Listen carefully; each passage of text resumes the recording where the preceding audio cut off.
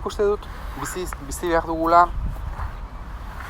euskaldun gisa, euskara da ardatza, euskal kultura, eta ez hainbeste, edo ez begiratzea bat ere Frantziako eta Espainiako erreferentzietara eta politikara, kulturala, eta itxi behar dela atea guztiz, azkenan nazioartea da, guretzat, Frantzia, Espainia, Alemania, Italia, Erresuma Batua, berdin tratatzea, nik uste maila berean hartzea.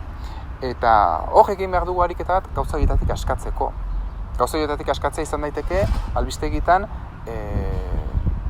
Espainiako albisteak edo Frantziako albisteak, iparraldean Frantziako albisteak edo hegoaldean Espainiako albisteak, ez aipatzea baldin eta ez badira nazioarte mailan inpaktu handikoak edo inpaktu minimo batekoak, ez.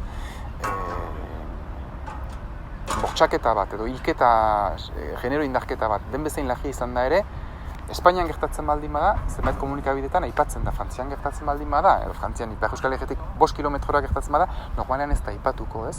Zergatik da batekoa aipatzeko eta bestekoa ez? Eta horrek egiten dugu mapa, hortik askatu behar dugu, eta hortik askatuko garenean, erreferentzia horietatik, eta gureak eraikiko ditugunean, kontzientzia garbiagoa izango dugula, eta hasteko gu pertsona gisa askatu behar gara.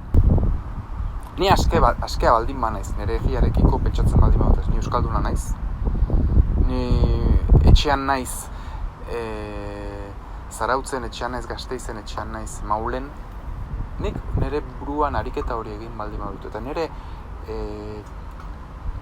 behar informatiboak, nire behar aixialdiko beharrak, edo nagusiki euskaraz baldin baditut, edo nire hageman sarea euskaraz baldin bada, edo euskal kulturan baldin banago, eta garbi baldin badaukat, baldin banoa bordelera atzegira noala, eta abar, nire buruarekin hasteko lasaiago biztin ez da.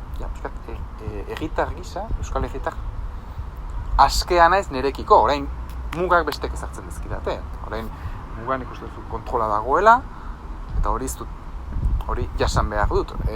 Zergak ordaindu behar direnean, Frantziari ordaindu behar zaizkio, nahi ala ez, hainbat gauzetan ez daukat askatasun hori.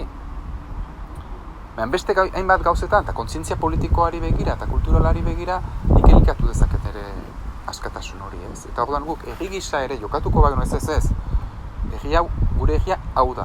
Eta bizi dezagun herri hau, muga edo traba administratibo, politiko, ekonomiko eta horien guztien gainetik, Espainiaren eta Frantziaren botere guztiaren gainetik, guk non dauzkagu zirrikituak herri gisa bizitzeko. Gutxienez bizi gaitezen, ez dezagun utzi gure burua antolaketa ofizial horren arabera ekituratzen.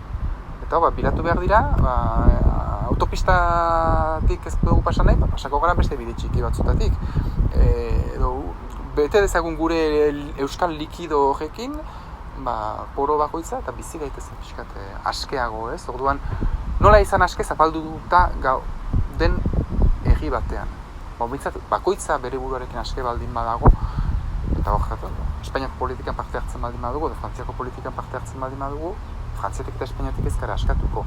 Edo gure aldarrikapen politikoa beti baldin bada Espainiari hau eskatzea, edo Frantziari hau eskatzea, eta Frantziari hau eskatzea, eta Espainiari hau eskatzea, eta beti horretan baldin bagara, borroka horretan, inoiz ez gara aske izango. Haiek daukate askoz indar gehiago eta botere gehiago, gu manipulatzeko, ez, orain pixkat hau, edo orain ez zegez, eta beti haiei begira ez, gure buruari begirari baldin bagara, herriari begira, 7 probintziak elkarrekin pixkat gauzak osatzen eta abar, eta ez hainbeste begiratuz Parisera eta Madrilera, edo ez bate begiratuz Parisera eta Madrilera, jadanik askago izango gara.